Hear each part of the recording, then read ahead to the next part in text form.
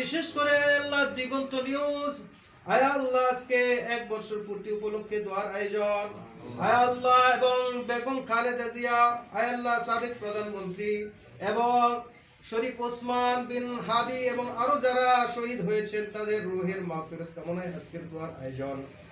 মাহবুব আপনার তো জানার বাকি নাই আয় আল্লাহ যারা দেশকে মহব্বত করে আয় আল্লাহ নিজের জানকে বিলীন করে দিয়েছে আয় আল্লাহ দয়া করে প্রত্যেকের রূহি আর সামনাদের হাদিয়া স্বরূপ পৌঁছাইয়া দাও।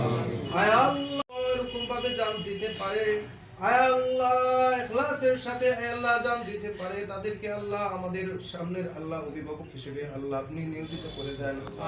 আয় আল্লাহ বিশেষ করে আয় আল্লাহ এই অফিসের যত সাংবাদিক সদস্য আছে প্রত্যেককে আল্লাহ ইনসাফের সাথে আয় আল্লাহ তাদের কাজগুলো সম্পাদন করার তৌফিক দান করেন। আয় আল্লাহ তারা যেন আমাদের আয় আল্লাহ এবং তারা যেন আমাদের হইয়া কাজ করে এবং আমরা যেন তাদেরকে সহযোগিতা করতে পারি তারাও যেন আমাদের কাজে সহযোগিতা করতে পারে সেই তৌফিক দান করেন। আয় আল্লাহ প্রত্যেকের মনের নেক মাকসাদকে আপনি কবুল করিয়া নেন। আল্লাহ সম্পাদন করতে কত বিপদ আপদ অ্যাক্সিডেন্ট হইতে পারে সকল বিপদ আপদ অ্যাক্সিডেন্ট থেকে হেফাজত করিয়েন। আয় আল্লাহ হিংসুকের হিংসামি শত্রুমি থেকে সকলকে হেফাজত করিয়েন।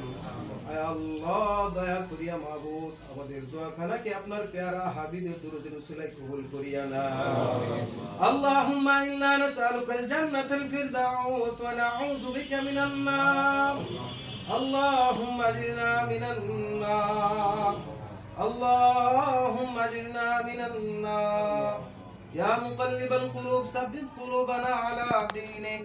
আয় আল্লাহ যেমনি ভাবে আমরা দুনিয়ার জন্য দৌড়াইতেছি মাবুদ আয় আল্লাহ আমাদেরকে আখিরাতের কাজ করার জন্য দৌড়ানোর তৌফিক দান করেন।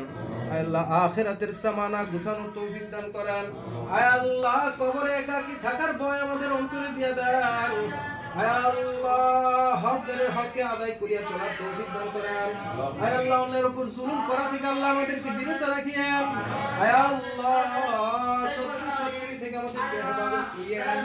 আয় আল্লাহ হিংসুকের হিংসামি থেকে আমাদেরকে হেফাজত করিয়েন।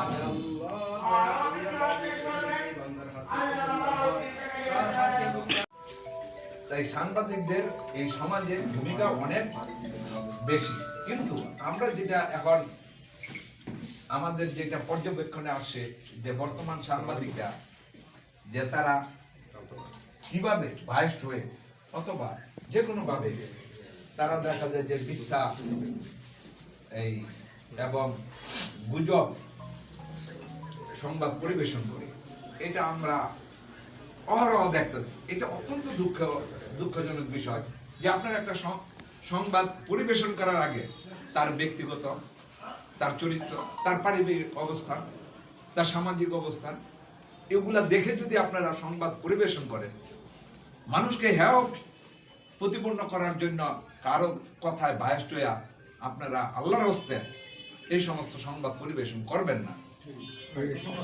আমি দেখেছি যে জীবনে যেগুলো আমি দেখিও নাই, জানিও নাই, নামও শুনি না, ওই সমস্ত নিয়ে দু একটা নিউজ আমার নামে হয়েছে।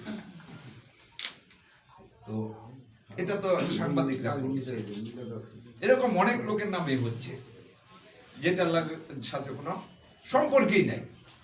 তাই আমি আপনাদের কাছে বিনীত অনুরোধ অন্তত 2-3টা জায়গায় আপনারা একটু ভালো ভূমিকা পালন করবেন। প্রথমটা হলো যে কারো চরিত্র হরণ করে আপনারা সংবাদ পরিবেশন করবেন না, এক। দ্বিতীয় হলো